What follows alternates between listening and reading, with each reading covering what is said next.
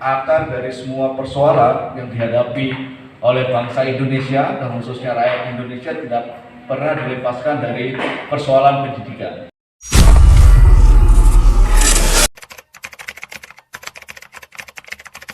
Teman-teman, ini satu momen yang bersejarah karena pas 95 tahun Sumpah Pemuda kita mendeklarasikan sebuah manifesto pendidikan. Manifesto pendidikan ini sebelum kita deklarasikan hari ini memang sudah 4 bulan terakhir ini kita melakukan riset, terus simposium pendidikan di beberapa daerah termasuk di tingkat nasional yang bertepatan dengan hari lahir LMID kemarin 24 tahun. Kita sudah mengundang beberapa pakar di sektor pendidikan, anggota legislatif, para akademisi untuk membicarakan lebih dalam, lebih substantif mengenai problematika dunia pendidikan nasional. Kenapa LMND akhirnya menjadikan isu pendidikan ini sebagai isu strategis dalam kongres yang diadakan di Makassar dan menjadi titik fokus kita dalam perjuangan politik keorganisasian ke depan, karena kita menganggap akar dari semua persoalan yang dihadapi oleh bangsa Indonesia dan khususnya rakyat Indonesia tidak pernah dilepaskan dari persoalan pendidikan, karena sejatinya realitas sosial, realitas ekonomi, realitas politik dan beberapa tantangan yang dihadapi oleh bangsa ini pada hari ini, soal perubahan iklim, soal kemiskinan, khususnya ketimpangan sosial semakin melebar, persoalan demokrasi kita, penegakan hukum, persoalan ekonomi, akses pendidikan, akses kesehatan dan beberapa akses kebutuhan dasar, memang itu tidak bisa dilepaskan dari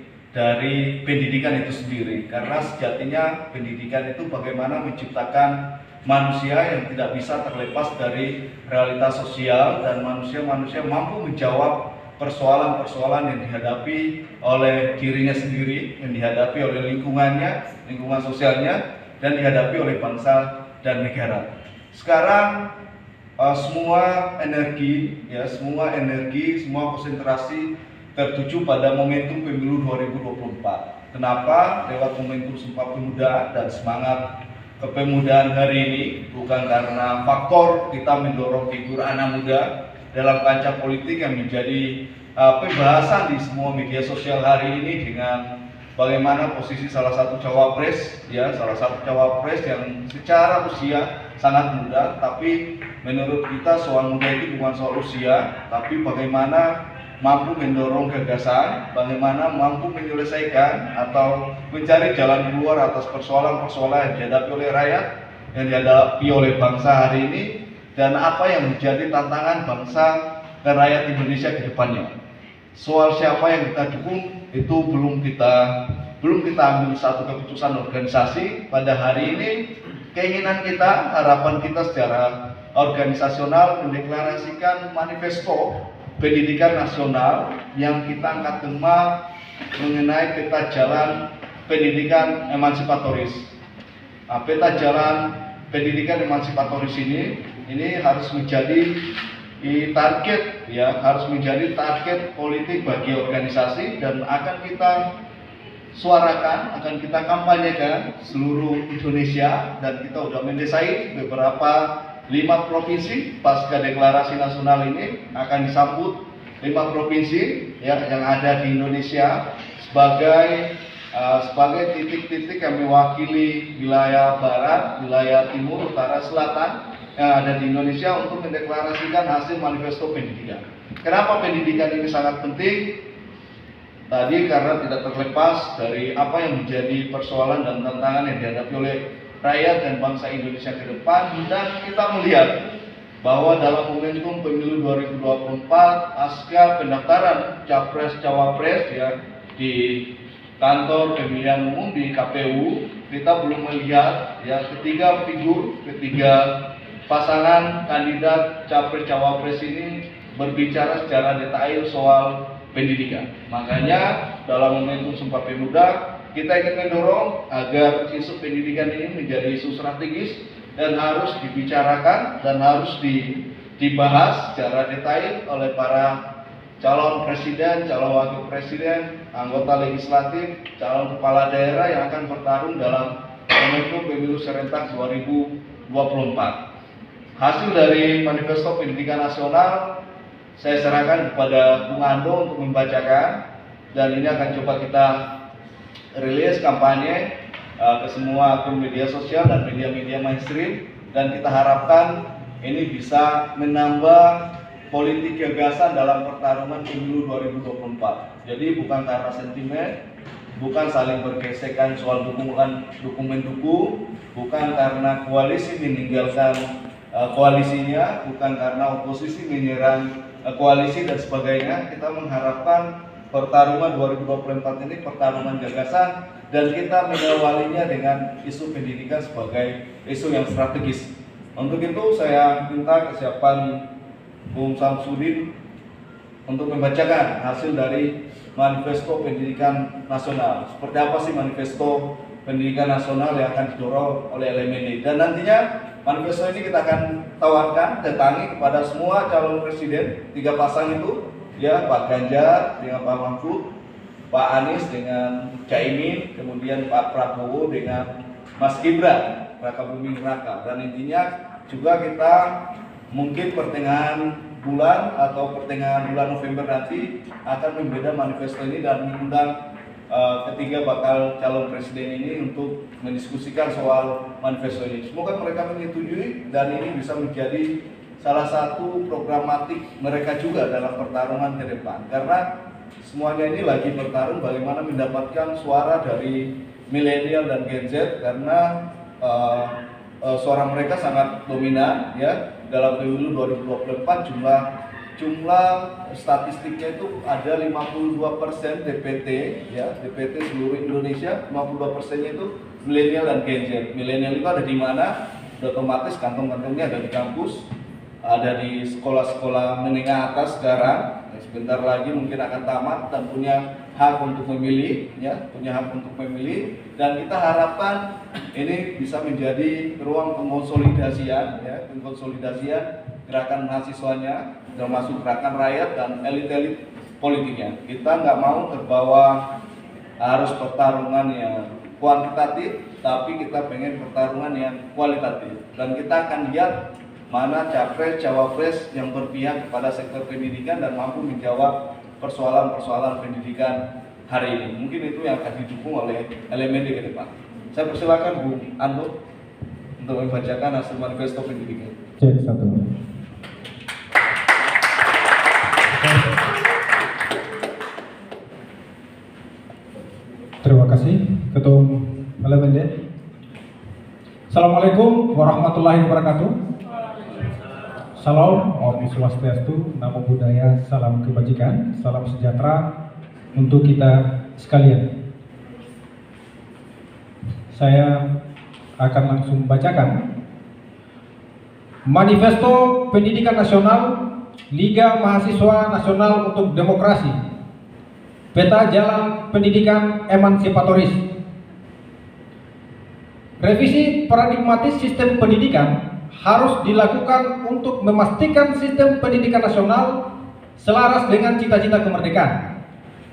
Cita-cita itu sangat jelas. Indonesia menjadi bangsa yang cerdas, sekaligus berkeadilan sosial, damai, dan merdeka. Sistem pendidikan nasional pun menjadi sarana untuk mencapainya. Paradigma pendidikan nasional harus dialihkan dari pendidikan kapitalistis menjadi pendidikan emansipatoris sebagaimana amanat pembukaan konstitusi.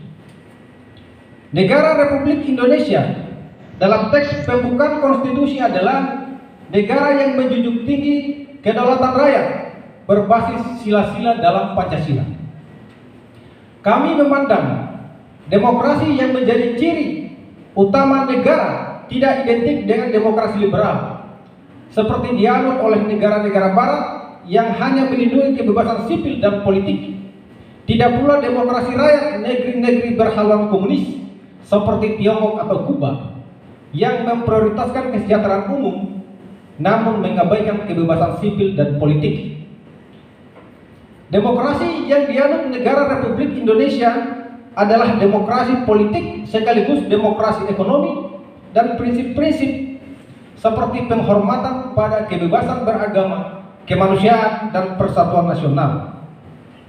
Berdasarkan karakteristik negara dalam kerangka konstitusi tersebut, pendidikan emansipatoris dapat dimengerti sebagai suatu pendidikan konstitusional yang mengabdi sepenuhnya sebagai aparatus negara dan berfungsi dalam mencapai cita-cita kemerdekaan, yaitu keadilan sosial, kemerdekaan, perdamaian abadi, kesejahteraan umum, ketertiban dunia, dan sila-sila dalam Pancasila.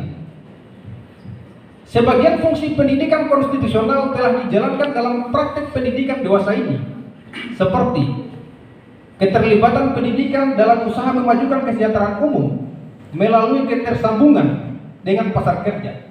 Namun, langkah tersebut tereduksi ke dalam penciptaan kondisi yang timpang. Selain itu, fungsi-fungsi fundamental lainnya, terutama keadilan sosial, belum dilakukan.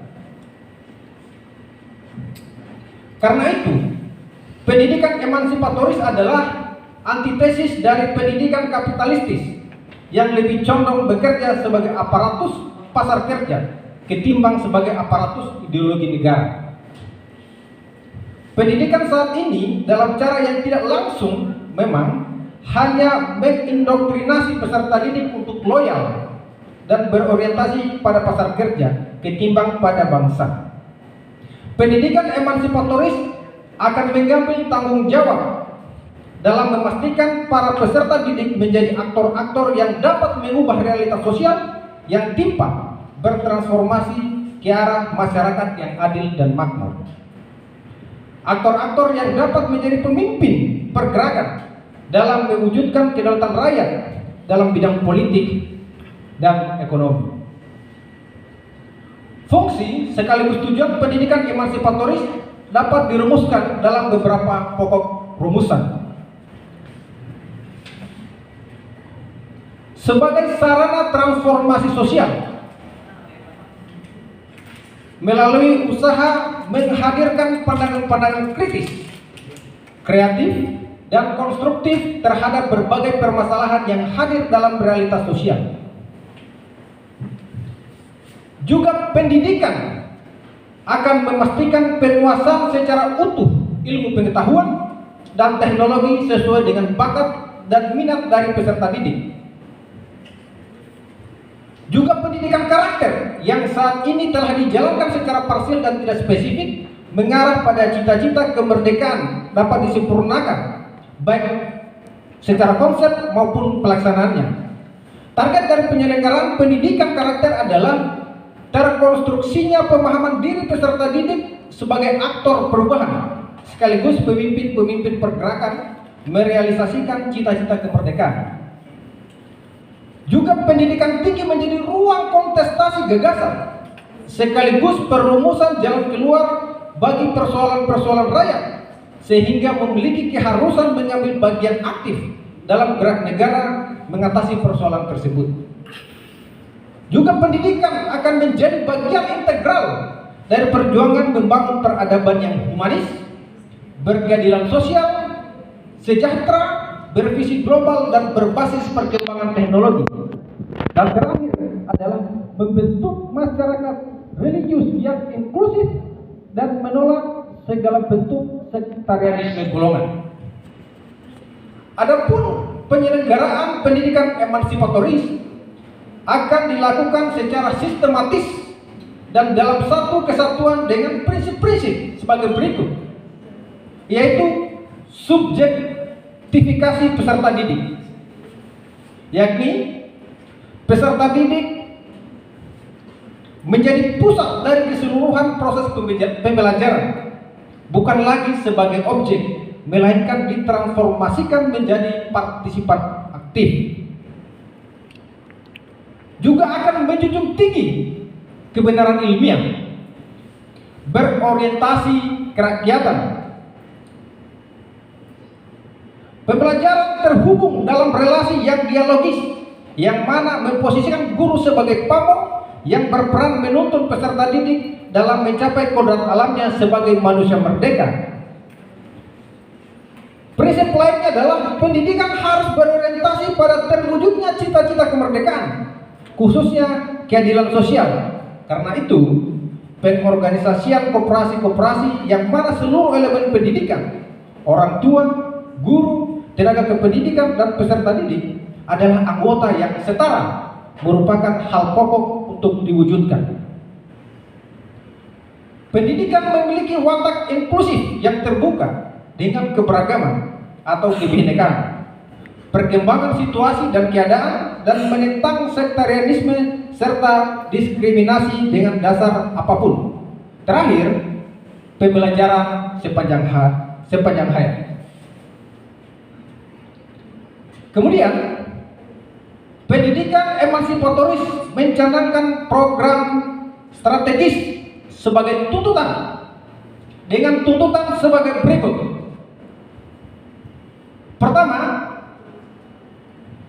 perombakan terhadap kurikulum yang sesuai dengan prinsip-prinsip pendidikan sebagaimana di atas.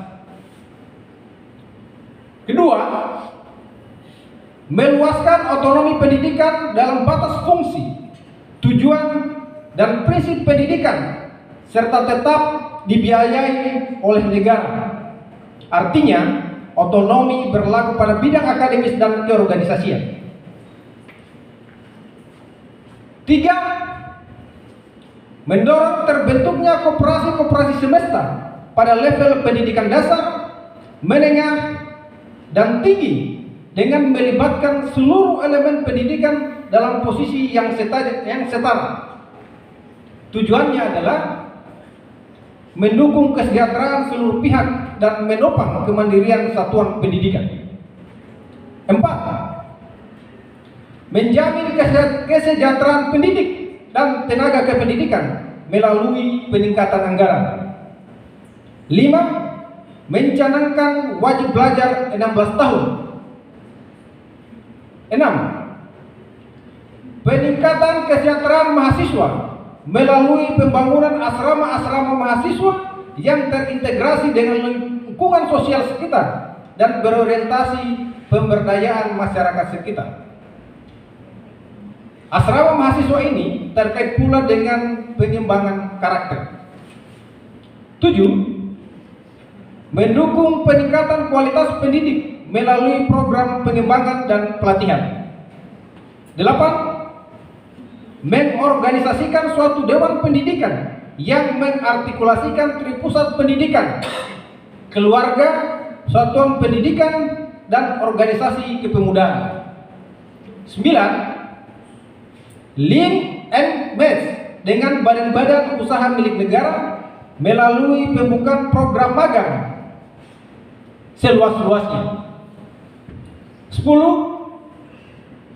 Peningkatan kuota beasiswa luar negeri sebesar 150.000 mahasiswa. 11. Membangun budaya dan sistem pendidikan yang resisten terhadap praktek kekerasan seksual, kekerasan mental, seperti perundungan, perpeloncoan, dan sejenisnya, dan berbagai bentuk kekerasan lainnya yang dapat mengganggu pertumbuhan jasmani dan rohani peserta didik. Yang terakhir, memberantas segala bentuk praktek intoleransi dan diskriminasi berbasis golongan apapun. Terima kasih. Demikianlah manifesto pendidikan serta jalan pendidikan emansipatoris Liga Mahasiswa Nasional untuk Demokrasi. Selanjutnya saya kembalikan ke Bung Asrul. Silakan. Oke, ada tambahan? Cukup? Ya, saya kira cukup.